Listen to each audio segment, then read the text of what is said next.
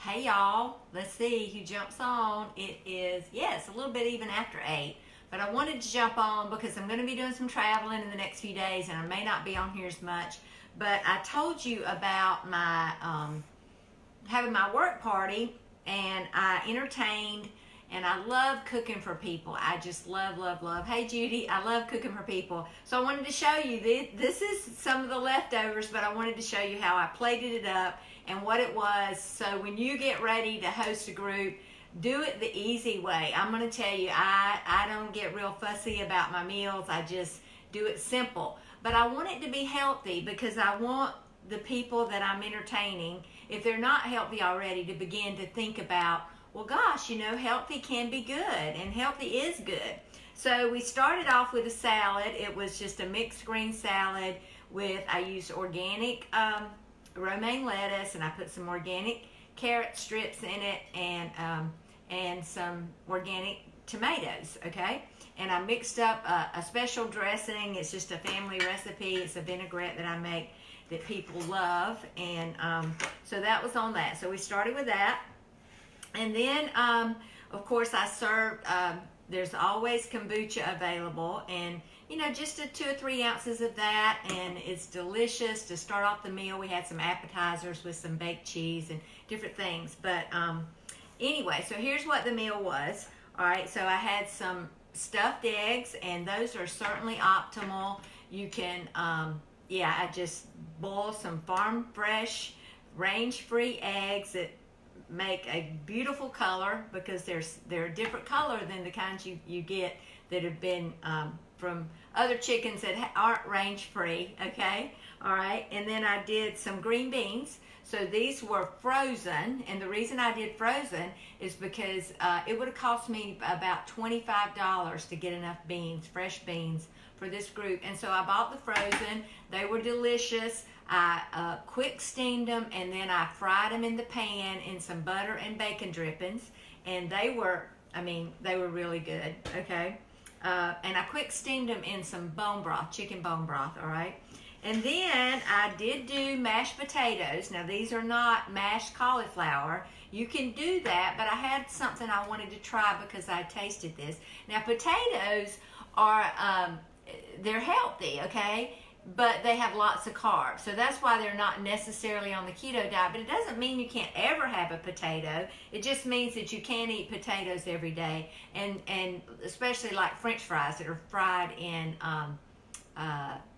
vegetable oil, which is not something you want to ever have again. But anyway, so what I did with these potatoes, I baked them first. I baked them at 400 degrees until they were soft. And I had 2 big baking sheets in my oven because I was cooking for a lot of people. And oh, they smell so good cooking. And then I baked them, probably took about 30 minutes for them to get good and baked. And what baking them does different than boiling them is baking them gives it a different flavor. It's a baked potato flavor for the mashed potatoes. And so then, of course, I scooped them out, put them in my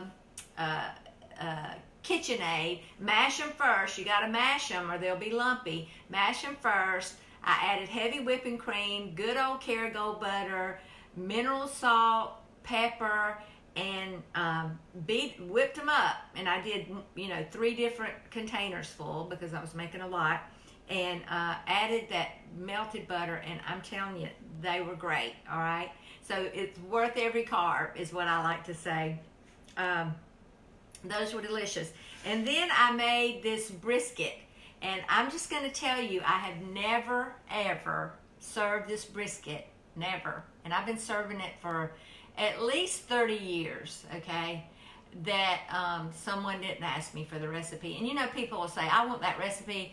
I mean, one of the guys came up to me and said, can I get that recipe, and asked me how to cook it. And I showed him my big old aluminum pot that I cook it in the oven. I cooked it about 4 hours, let it sit in the oven, and so it just falls apart.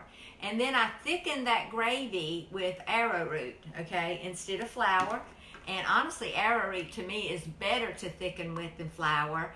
The thing about arrowroot is you can't reheat it at really high temperatures because it'll break back down and you won't have, it'll just go into, you won't have the thickening again, okay? So if you want this recipe for this brisket, I need to get your email.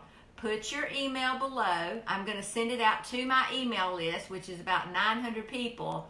But if you want this recipe, you're going to have to send me your email. And just put it in the comments or message me, and I'll add you to my email list. And you can subscribe at any time, unsubscribe at any time.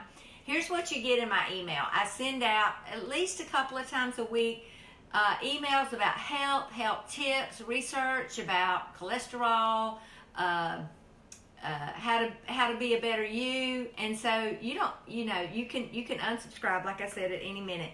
But you want to get that brisket recipe. It's worth giving me your email to get that.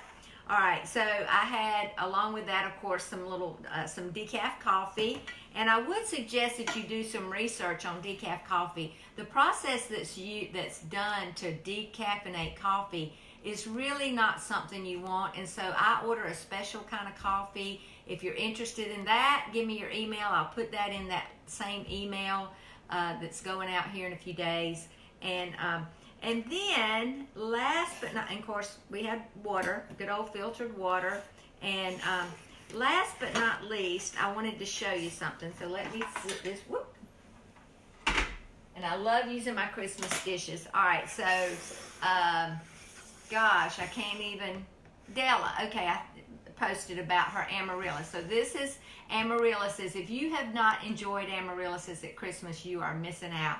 So I found these at Lowe's, all right, and I planted them, I believe, the week before Thanksgiving.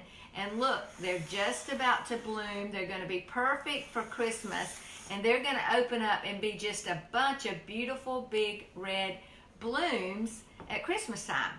So I'm going to start tonight. I'm going to start not really a challenge, but a post your growth of your amaryllis. So I'm going to take a picture as soon as I post this video. I'm going to post it on my Facebook page. And I hope if you're growing amaryllises, or maybe you're growing paper whites, or narcissus. Yeah, narcissus. You'll post that too. I love to see flowers blooming. And let's see how many posts we can get about of amaryllises. Okay, so I'm Dr. Nancy Stanley, health coach and physical therapist, and I hope that 2020 is going to be your year for health. If you have not joined my challenge and you want to get healthy, I would love to help you. Give me your email, because I do send out a lot of free information, but my challenges are for people that really want to coach. You want to go deeper. You want to learn how to do intermittent fasting. You want to learn how to do fasting. You want to learn what really is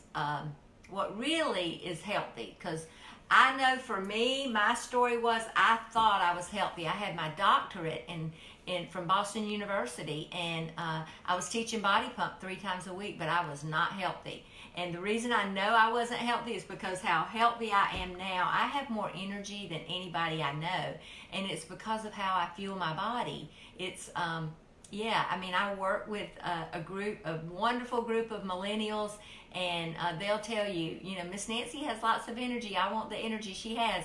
And here's what I say: to have what I have, you have to do what I do. And what I do is I fuel my body. Now, I did have a small little piece, a little sliver of red velvet cake that one of the girls bought, and it was delicious. And it didn't wreck my body, and I enjoyed it without guilt and shame.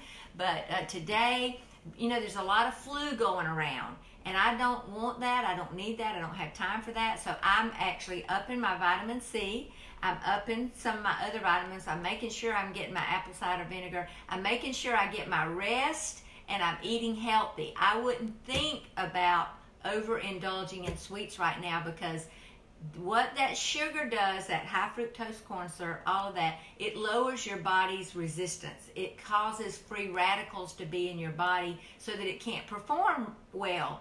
So just like this amaryllis, I wouldn't pour Coca-Cola in there for it to drink. I absolutely wouldn't. It would die. So I'm certainly not going to feed that to my body. So if you're interested in joining my challenge, message me. I'm going to be offering some classes starting the 1st and 2nd week in January. to open up spaces in the new challenge. I'm kind of doing it a little different this time.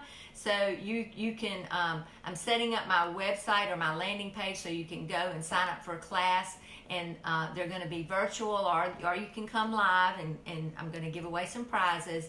But I'm hoping to get 50 or more people in this challenge that's starting in January, and we're going to have a health-filled year. So join me, and I'm glad you joined me tonight. Let's see. Hey, Bobby. Hey, Ruth. It's good to see you. I hope you're well. Hey, Wendell and Lynn. And so go back and watch the first of this video.